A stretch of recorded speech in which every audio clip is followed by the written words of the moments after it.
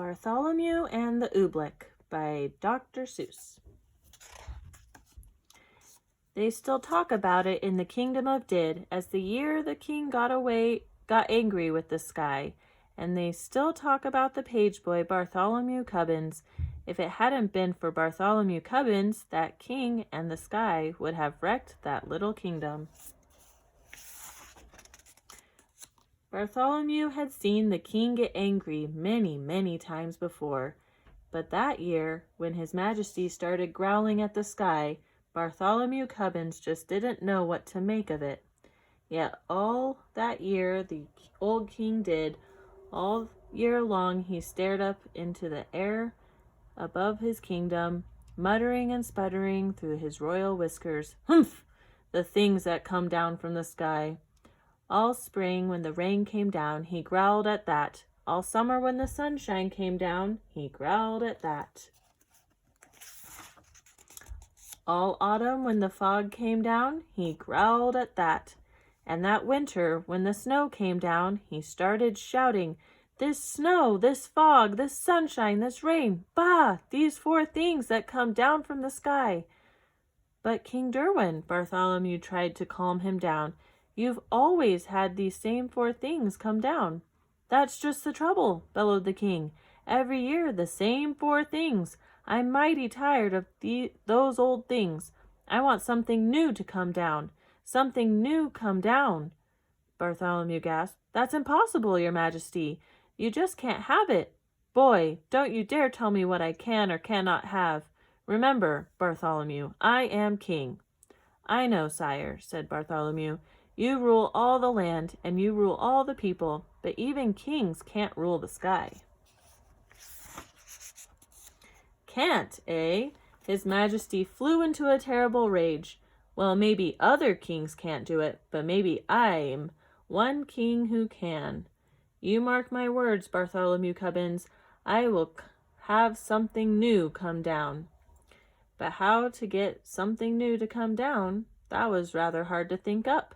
And for many days the old king stomped around trying to figure out some way to do it. Then finally, late one night, when all the lords and ladies of the palace were fast asleep, just as the king was buttoning his royal nightshirt, he suddenly stopped still. A strange wild light began to shine in his gray-green eyes. "Why, of course!" he began laughing. "They can do it for me. Bartholomew Cubbins, blow my secret whistle. Quick, call my royal magicians." "Your magicians, Your Majesty?" Bartholomew shivered. "Oh, no, Your Majesty, don't call them." "You hold your tongue, Bartholomew Cubbins. You do as I command you. Blow my secret whistle." "Yes, sire," Bartholomew bowed.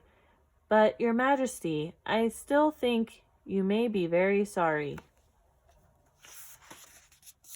He took the king's secret whistle from its secret hook. He blew a long, low blast down the king's back secret stairway, and a moment later he heard them coming. Up from the musty hole beneath the dungeon, up the empty midnight tunnel to the royal bedchamber tower came the magicians on their padded, shuffling feet. Up and right into their room they came chanting, "Shuffle, duffle, muzzle, muff, fista, wista, mista, cuff. We are men of groans and howls, mystic men who eat boiled owls. Tell us what you wish, O king, our magic can do anything." "I wish," spoke the king, "to have you make something fall from my skies that no other kingdom has ever had before. What can you do? What will you make?" For a moment they stood thinking, blinking their creaky eyes. Then they spoke a word, one word, "Oobleck." "Oobleck?" asked the king. "What will it look like?" "Won't look like rain, won't look like snow, won't look like fog. That's all we know. We just can't tell you any more. We've never made Oobleck before." They bowed, they started toward the door. "We go now to our secret cave on Mystic Mountain Nekatave. There all night long we'll work for you, and you'll have Oobleck when we're through." "They'll do something crazy," whispered Bartholomew. "Call them back, Your Majesty. Stop them." "Stop them? Not for a ton of diamonds, chuckled the king. Why, I'll be the mightiest man that ever lived. Just think of it. Tomorrow I'm going to have Oobleck. It took Bartholomew a long time to get the excited king to sleep that night, but there was no sleep for Bartholomew, the page boy. All night long he stood in the king's window, staring out at the mystic mountain Nicotave. Somewhere up there, Bartholomew knew, the magicians were working their terrible magic. All night the magicians did. All night they walked circles around their magic fire, making magic mumbling with their clucking tongues. Oh, snow and rain are not enough. Oh, we must make some brand new stuff. So feed the fire with wet mouse hair, burn an onion, burn a chair, burn a whisker from your chin, and burn a long sour lizard skin, burn yellow twigs and burn red rust, and burn a stocking full of dust. Make magic smoke green thick and hot. It sure smells dreadful, does it not? That means the smoke is now just right, so quick, before the day gets light. Go magic smoke, go high, go rise into the kingdom sky. Go make the Oobleck tumble down on every street in every town. Go make the wondrous Oobleck fall. Oh, bring down Oobleck on us all. Dawn was just breaking and Bartholomew was still standing, trembling, watching the bedchamber window. But now as the sun rose, Bartholomew smiled. Those silly magicians hadn't done a thing. Then suddenly, Bartholomew Cubbins stopped smiling. Was he seeing things? No. There was something strange up there in the sky. At first it seemed like a little greenish cloud, just a wisp of greenish steam. But now it was coming lower, closer, down towards the fields and farms and houses of the sleeping little kingdom. It was swirling around the topmost turrets of the palace. Tiny little greenish specks were shimmering in the air right over his head. Queer little greenish blobs just about the size of grape seeds. He stretched out his hand. He started to catch one. Then he pulled his hand back. There was something frightening about those blobs. Bartholomew slammed the window shut. Wake up, your majesty, he shouted. Your Oobleck is falling. The king sprang out of his royal bedsheets. By my royal whiskers it is, he cried. Oh, that beautiful Oobleck, and it's mine, all mine. I don't like the looks of these blobs, sire, said Bartholomew. They're coming down now as big as greenish peanuts. The bigger the better, laughed the king. Oh, what a day! I'm going to make it a holiday. I want every man, woman, and child in my kingdom to go out and dance in my glorious Oobleck. Out in that stuff? Asked Bartholomew. Do you really think it's safe, sire? Stop asking foolish questions, snapped the king. Boy, you run to my royal bell tower. Wake my royal bell ringer. Tell him to ring the great holiday bell. For a moment, Bartholomew Cubbins didn't move. Run! Barked the king. Bartholomew ran. Across the sleeping palace, Bartholomew ran. Then up the ladder of the high bell tower, he climbed to the bell ringer's little cubby-hole in the belfry. Ring your bell, he called. His Majesty, the king, proclaims today a holiday. The old man crawled out of his cot. He grabbed the bell rope. What's the holiday for, Bartholomew? You'll find out soon enough, said Bartholomew. The bell ringer yanked the rope. Nothing happened. He yanked it harder. Still, nothing happened. Huh? What's wrong with my bell? He murmured. I'd better take a look outside. He poked his head out through the little trap door. Merciful gracious, he gulped. What is that? All over my bell like greenish molasses. Not only your bell, Bartholomew cried. Look at the poor robin down there in the tree.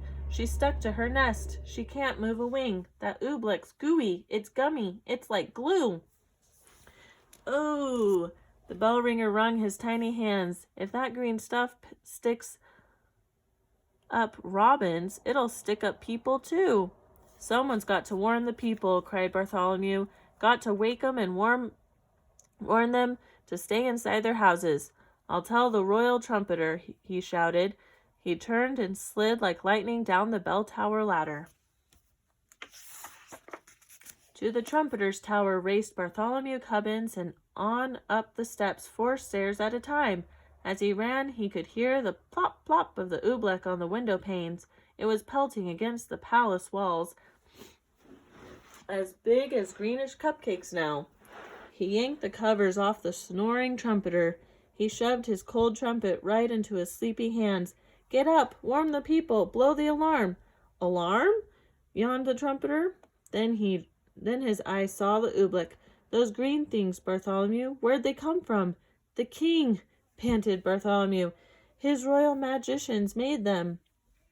The royal trumpeter leapt from his bed. "That king of ours should be ashamed." He jabbed his trumpet out of the window. "I'll blow," he shouted, "the loudest alarm that's ever been heard in the kingdom of Did." But all the royal trumpeter blew was a glug. "My horn," he gulped. "One of those green things flew inside it." He tried to blow it out. He couldn't blow it out. He tried to shake it out. He couldn't shake it out. "I'll get it somehow," he yelled. "I'll pull it out." "No," shouted Bartholomew, "don't you touch it." The trumpeter's hand was already in it. His fingers grabbed hold of the lump of oobleck. He could feel it squiggle around in his fist like a slippery potato dumpling made of rubber. He pulled with all his might. The oobleck began to stretch. Then gloing! The oobleck snapped back inside the trumpet. It yanked his arm back with it right up to his elbow. "I can't wiggle a finger," the trumpeter wailed. "Oh, Bartholomew, what'll I do?" "I don't know, and I hate to leave you stuck to your horn, but if you can't warn the people of the kingdom, I've got to find someone who can." Out of the room and down the stairs raced Bartholomew Cubbins. Down to the chamber of the captain of the guards. The captain was humming in front of his mirror, combing the ends of his handsome mustache. "Captain, do something!" shouted Bartholomew. "Do something? Why?" smiled the captain. "What's wrong?" "Captain, haven't you seen the dreadful oobleck? It's coming down as big as greenish baseballs." "Oh, that stuff," laughed the captain. "What's so dreadful about that, lad? You know, I think it's rather pretty." "Captain!" pleaded Bartholomew. "It's dangerous." "Nonsense," snorted the captain. "Lad, are you trying to frighten me? Captains, my boy, are afraid of nothing. That stuff's harmless. I'll show you. I'll eat some." "Eat some?" gasped Bartholomew. "Oh, no!" But before Bartholomew could stop him, the captain was leaning out his window, scooping up some oobleck on the end of his sword. "Don't, Captain, don't!" The captain did. By the time Bartholomew dragged him back inside the room, his mouth was glued tight shut with oobleck. He tried to speak, but no words came out. All the noble captain of the guards could do was blow a lot of little sticky greenish bubbles. "Forgive me for leaving you, Captain," said Bartholomew, "but a captain full of bubbles is no help at all." Bartholomew stretched the poor man out. He left him there on his chamber floor. Bartholomew went tearing through the zigzag palace hallways. "I'll get the king's horse. I'll ride through the country. I'll warn the people of the kingdom myself." He pushed open the door that led to the royal stables. Bartholomew stopped. He could go no further. The awful oobleck was plumping down as big as greenish footballs now. Too late to warn the people of the kingdom. There were farmers in the fields getting stuck to hoes and plows. Goats were getting stuck to ducks. Geese were getting stuck to cows. Outside the palace it was piling up. Great greenish tons of oobleck, deeper and deeper on every roof in the land. There was nothing Bartholomew Cubbins could do out there. Shaking his head sadly, he stepped back inside. But inside, a moment later, it was just as bad as out. With an angry roar, the oobleck was suddenly hitting the palace harder. It was battering and spattering up against the walls as big as greenish buckets full of gooey asparagus soup. Like a sinking sailboat, the whole place was springing leaks. The Oobleck was ripping the windows right off their hinges. It was dripping through the ceilings. It was rolling down the chimneys. It was coming in everywhere, even through the keyholes. From every bedroom in the palace came the howls of lords and ladies, frightened, in their nightgowns. They came jumping to their doors. Go back to your beds, get under your blankets, Bartholomew Cubbins went crying through the halls, but nobody paid the slightest attention. Everyone in the palace started rushing madly about. The royal cook rushed down to the royal kitchen. Bartholomew Cubbins saw him trapped there, stuck to 3 stew pots, a teacup, and a cat. The royal laundress rushed outside to save her laundry. Bartholomew saw her, stuck tight to the clothesline between 2 woolen stockings and the king's best Sunday blouse. He saw the royal fiddlers. They were stuck to their royal fiddles. Everywhere Bartholomew ran, he saw someone stuck to something. They were stuck up by the dozens. Every last friend he had in the world was flopping and floundering, all hopelessly caught in the goo. Then suddenly, midst the hubbub, Bartholomew gasped, "The king! Where was the king? He'd forgotten all about him." It was in the throne room that Bartholomew found him. There he sat, old King Derwin, proud and mighty ruler of the kingdom of Did, trembling, shaking, helpless as a baby. His royal crown was stuck to his royal head. The seat of his royal pants was stuck to his royal throne. Oobleck was dripping from his royal eyebrows. It was oozing into his royal ears. "Fetch my magicians, Bartholomew," he commanded. "Make them say some magic words. Make them stop the Oobleck falling." Bartholomew shrugged his shoulders. "I can't fetch them, your majesty. Their cave on Mountain Nicotave is buried deep in Oobleck. Then I must think of some magic words," groaned the king.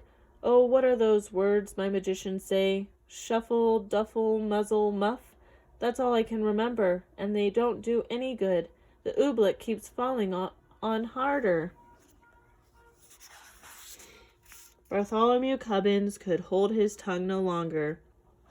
"And it's going to keep on falling," he shouted, "until your whole great marble palace tumbles down. So don't waste your time saying foolish magic words.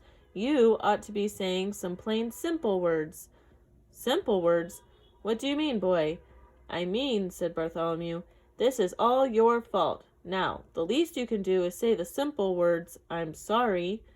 No one had ever talked to the king like this before. "What?" he bellowed. "Me? Me say I'm sorry? Kings never say I'm sorry, and I'm the mightiest king in all the world." Bartholomew looked the king square in the eye. "You may be a mighty king," he said, "but you're sitting on Oobleck up to your chin, and so is everyone else in your land, and if you won't even say you're sorry, you're no sort of a king at all." Bartholomew Cubbins turned his back. He started for the throne room door. But then Bartholomew heard a great, deep sob. The old king was crying. "Come back, Bartholomew Cubbins. You're right. It is all my fault, and I am sorry. Oh, Bartholomew, I'm awfully, awfully sorry." And the moment the king spoke those words, something happened. Maybe there was something magic in those simple words, "I'm sorry." Maybe there was something magic in those simple words, "It's all my fault." Maybe there was, and maybe there wasn't. But they say that as soon as the old king spoke them, the sun began to shine and fight its way through the storm. They say that the falling Oobleck blobs grew smaller and smaller and smaller. They say that all the Oobleck that was stuck on all the people and on all the animals of the kingdom of Did just simply quietly melted away. And then, they say, Bartholomew took the old king by the sleeve and led him up the steps of the high bell tower. He put the bell rope into his majesty's royal hands, and the king himself rang the holiday bell. Then the king proclaimed a brand new national holiday in honor of the 4 perfect things that come down from the sky. The king now knew that these 4 old-fashioned things, the rain, the sunshine, the fog, and the snow, were good enough for any king in all the world, especially for him, old King Derwin of Did.